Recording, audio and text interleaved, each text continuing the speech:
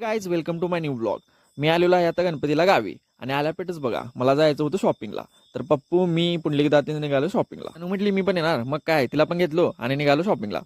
तर आम्हाला जायचं होतं नेसरीला. तर निघालो बघा नेसरीला. मग आलो इथं लाईफस्टाईल कलेक्शनमध्ये. मला काय कपडे घ्यायची नव्हती, माझ्याकडे होती फक्त पप्पूला आणि पुंडलिकदाला घ्यायची होती, त्यामुळे आलेलो आम्ही. नंतर आलो आतमध्ये. पप्पूला आणि पुंडलिकदाला म्हटलं की तुमचं तुम्ही घ्या कपडे, मी इथं टाइमपास करत बसतो. तर हे आमचं ज्ञानूचं काय वेगळंच चाललेलं, ती वेगळाच टाइमपास करत होती. पुंडलिकदाला एक ड्रेस आवडला, त्याने लगेच ट्राय करून बघितला बघा. पुंडलिकदा मला म्हणतोय कसा दिसतोय. मी म्हटलं भावा एक नंबर मॉडेल दिसाला. दादा लाग मार या म्हणा बाहेर. त्यानंतर पप्पूला पण आवडलेला एक ड्रेस, मग त्यानं पण ट्राय करून बघितलं. फायनली मग दोघांचे पण ड्रेस आणि पॅन्ट घेऊन झालेले बघा. मग म्हटलं आता जाऊया.